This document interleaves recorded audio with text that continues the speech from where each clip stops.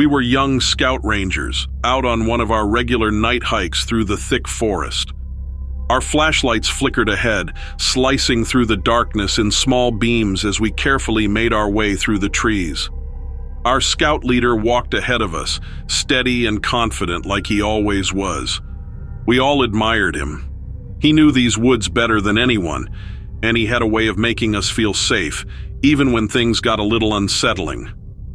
I followed close behind, along with the rest of the group, trusting him completely. These hikes were meant to teach us important skills: how to navigate in the dark, how to stay calm when things got tough. I always felt braver when he was around, knowing that if anything went wrong, he would know exactly what to do. But that night, something felt different. The air seemed heavier, the quiet more intense. As we walked, I kept glancing around, feeling like we weren't alone. It started small, a strange movement out of the corner of my eye. At first, I thought it was nothing, maybe a deer or some other animal moving through the trees, but something about the way it moved didn't sit right with me. It was fast, darting between the trees just outside the reach of our flashlights. I squinted into the darkness, trying to get a better look. That's when I saw it. At first, it seemed like just another shadow, but as my eyes adjusted, I realized this was no ordinary animal. Its body was thin and hunched over, almost like it was trying to hide from us. Its skin looked dark, almost leathery, blending in with the shadows. It moved in a jerky, unnatural way, making my stomach drop. I froze. I wanted to believe I was imagining it, but I couldn't look away.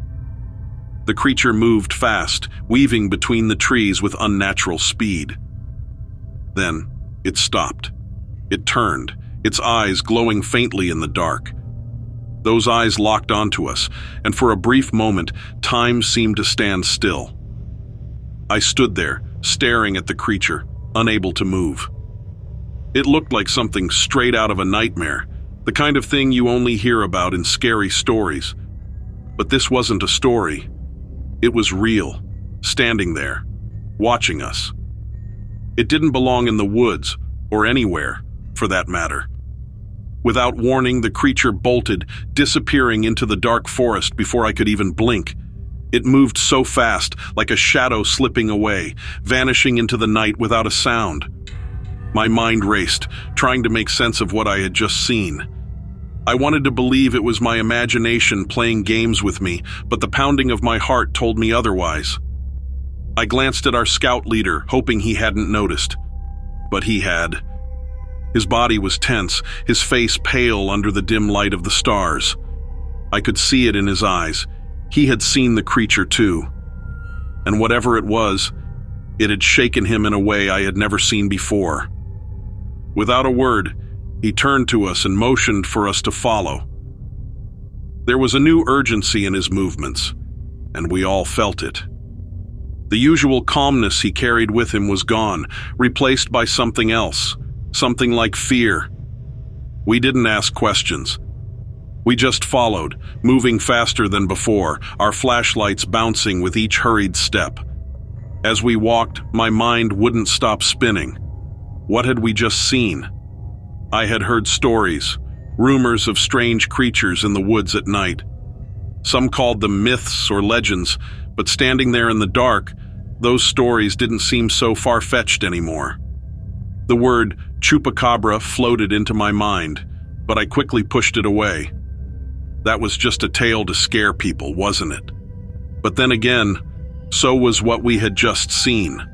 The woods around us started to feel safer as we neared camp. The trees thinned, and the soft glow of our campsite came into view. I wanted to talk about it, to ask the others if they had seen it too, but the way our scout leader moved told me to keep quiet. There was no time for questions, and something inside me understood that we needed to leave the area quickly. When we finally reached camp, everything was still. The other scouts were sound asleep in their tents, completely unaware of what had just happened. I stood there for a moment, watching the peaceful scene. I wanted to tell someone, to warn them that something strange was out there in the woods, but looking at the calm faces of my fellow scouts, I knew I couldn't. Our scout leader gathered us around, his voice low and serious. He didn't say much, but he didn't need to. His eyes told us everything. Whatever we had seen that night, it wasn't something we should talk about. There was no need to spread fear. The woods were still safe as long as we stayed together and didn't stray too far from camp.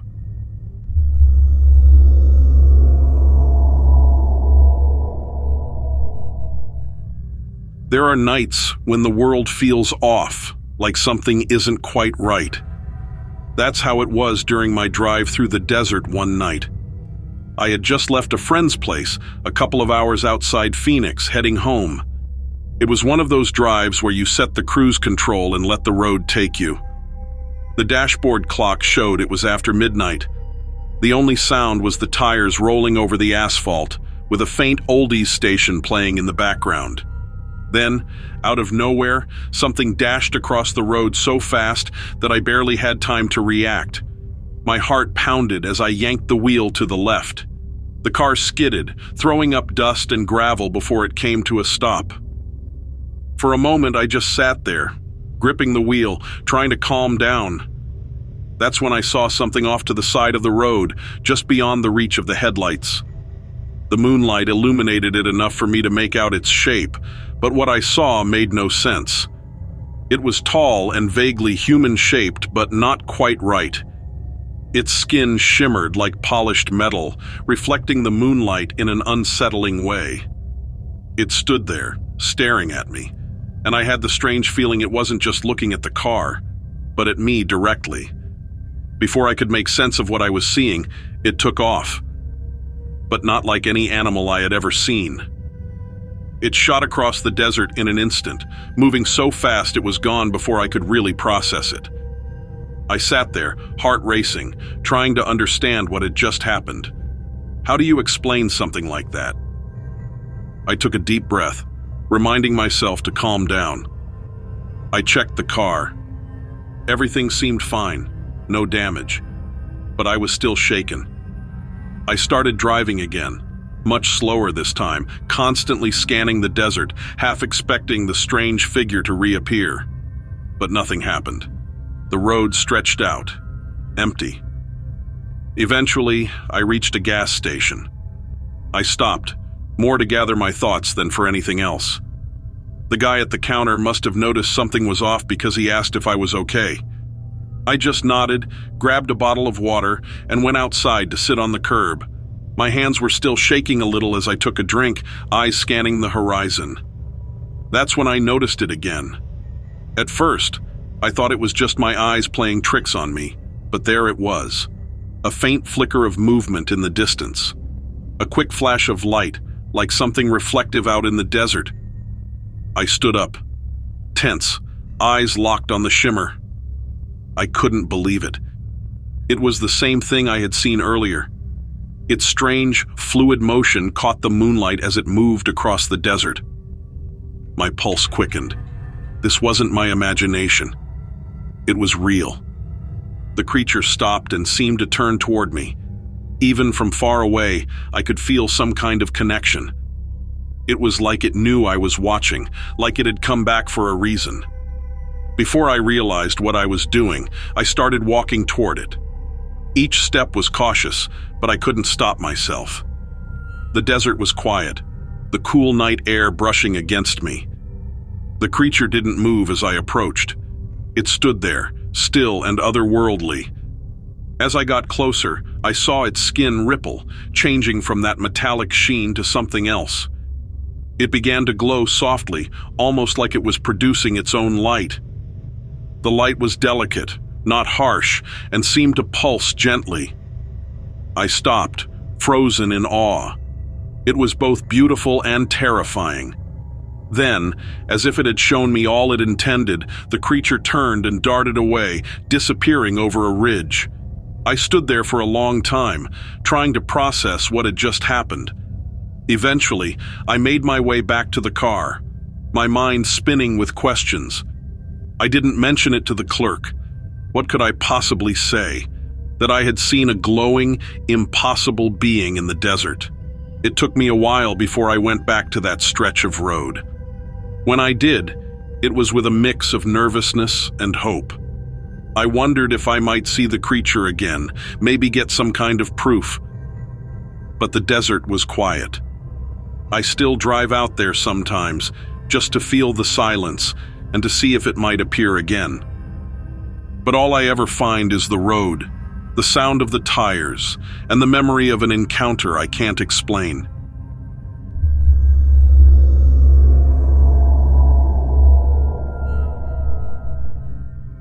Eddie was a man who loved excitement and mystery. You probably know someone like that, always searching for more. He wanted stories that gave him chills and experiences that most people would be too scared to try. So it wasn't surprising when he ended up driving down Bray Road on a foggy autumn night, chasing after the famous beast that people said roamed the area. The small town of Elkhorn was quiet as Eddie's car moved along the twisty road. Thick woods on both sides seemed to challenge him. The mist hung low, reflecting the confusion in Eddie's mind. He felt the hairs on his arms rise. Only his curiosity guided him as he gripped the wheel tightly, his excitement almost too much to handle. Bray Road was famous for strange sightings, ghosts and other unexplainable things. But Eddie didn't care about those.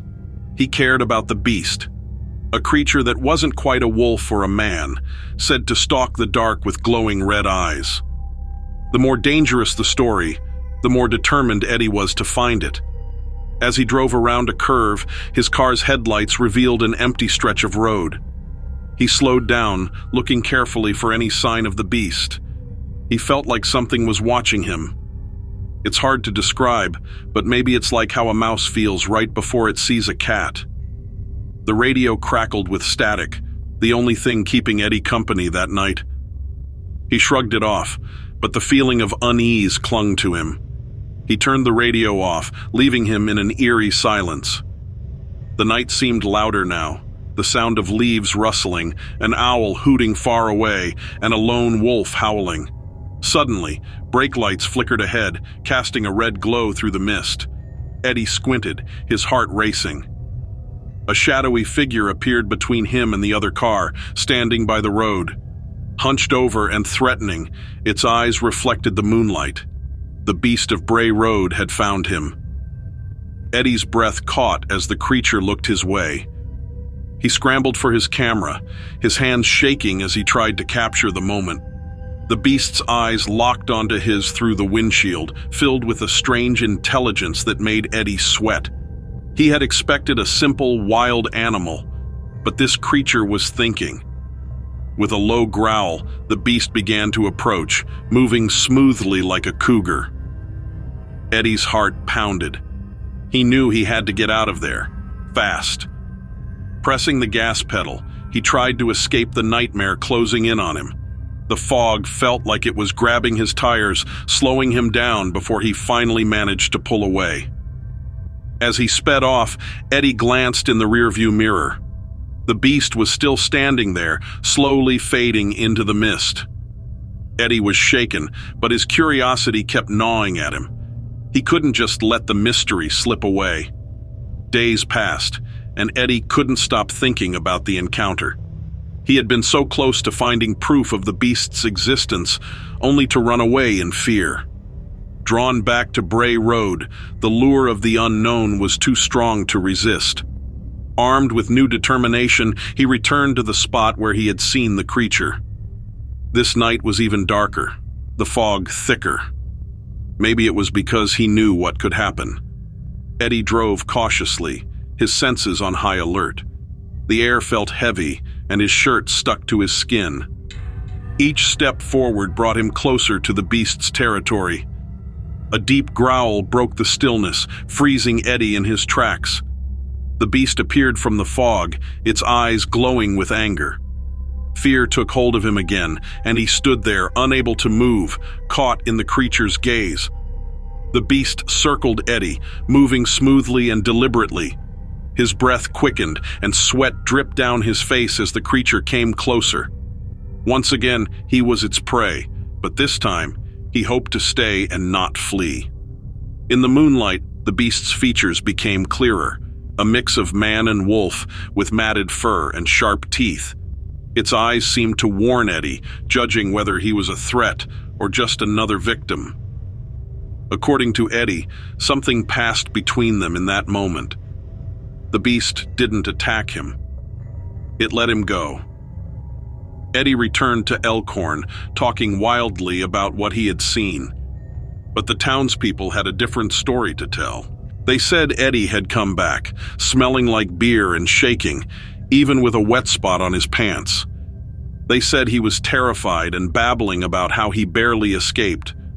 There was no courage in their version, no deeper connection. But if Eddie was truly that scared, why did he return that second time? Maybe the beer clouded his vision of the beast. The locals don't know Eddie like I do. They don't know that this wasn't his first encounter with strange things. He kept searching after that. If Eddie ever found something more than brief moments with monsters, he never said. But I hope wherever he is, he's doing okay.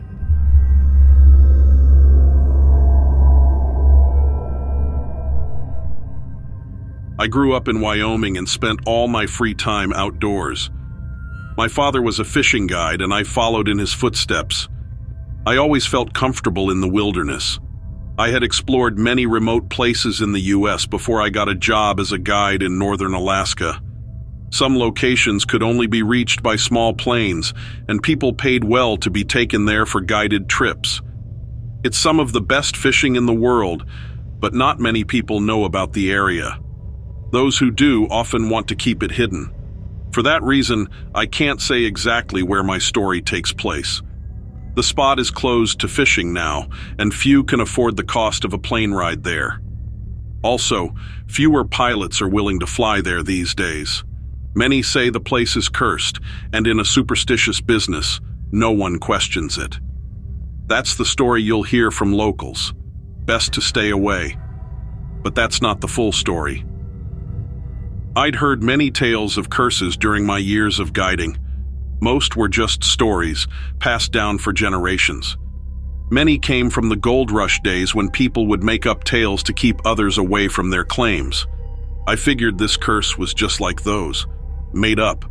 One trip, I was leading a small group on a 5-day fishing expedition. A pilot dropped us off near a river, and we set up camp. We had electric fences to protect us from bears, so I wasn't too concerned. There's always some risk in the wilderness, but I made sure to follow all safety measures. We camped near a river, which was perfect for getting fresh water and finding fish. But we weren't the only ones there. We put up the bear fence to keep any large animals out of camp. That night, I heard something moving outside. It didn't try to come into the camp, likely because of the fence.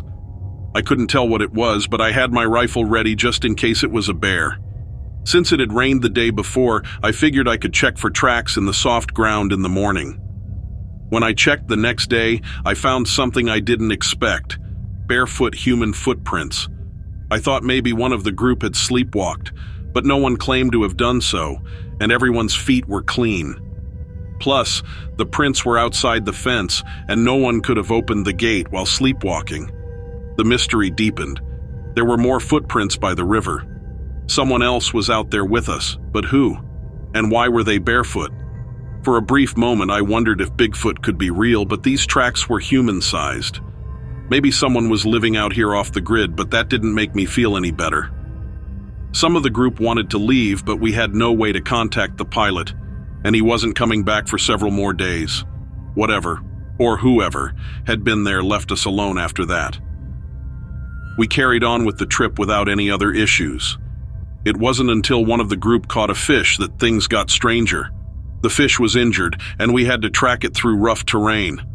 The group was getting tired, so we set a meeting spot by the river, and I went on alone. I found the fish, but it wasn't alone.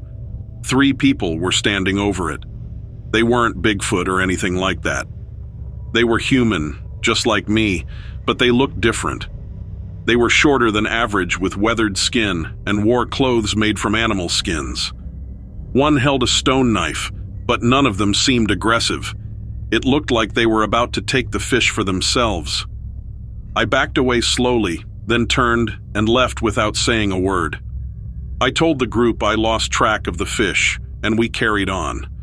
I realized that the stories about the curse weren't just to scare people for no reason. The locals knew about these people. They lived out here, hidden, and the stories were a way to keep others away from their land. Like others who guided in the area, I stopped taking trips long before the valley was officially closed.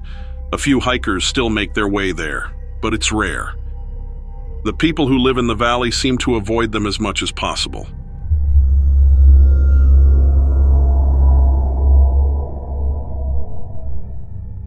After a long weekend in a busy city, I was driving back home on a quiet road through the desert. My two friends were fast asleep, one in the passenger seat and the other stretched out in the back. The night was calm, and I had the cruise control on, trying to keep myself awake on this boring stretch of highway. Earlier, I'd been lucky at the casino, so my mind wandered to how I'd spend the money I won. I was torn between getting a new couch or upgrading my TV. Suddenly, the whole car was lit up by a bright light, cutting through my thoughts like a knife. At first, I thought it was another car speeding up behind me, but that didn't seem right. The desert was so open, and I hadn't seen any headlights in the distance. My second thought was that it might be the police pulling us over, but there was no place for a cop to hide out here. The light was so blinding that I couldn't even see the road ahead. I slowed down and eventually stopped in the middle of the highway, confused and a little scared. My friends were waking up, groggy and confused. I stepped out of the car, trying to see where this overwhelming light was coming from. Once outside, the light was even more intense. It was almost painful, and I squinted, trying to make sense of what was happening. Was this some kind of trick or trap for people leaving the city? Then I heard one of my friends scream. I turned around, and there he was, standing stiff with his head tilted back in a strange way. A greenish beam of light held him frozen in place. His arm was stuck in the air, pointing upward. My eyes followed where he was pointing, and that's when I saw it. It filled the entire sky, a massive object hovering above us. It was so big I couldn't even see the edges, just endless rows of blinking lights. My brain struggled to understand what I was looking at. A UFO, right there, above us. My other friend was standing by the car, his face full of disbelief and fear, just like mine. The first friend, still trapped in the green light, started screaming again. He wasn't moving, but tiny bubbles began to appear around him, floating and swirling, especially around his head. We were frozen in place, too scared to move, when a high-pitched beeping noise filled the air. It reminded me of the sound a scanner makes at the store, but louder and faster. My mind raced. I wanted to run, but where could I go?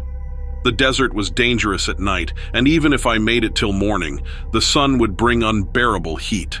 But my friend didn't think twice. He bolted away from the car, trying to run across the sand. He didn't get far before another beam of light shot down, trapping him too.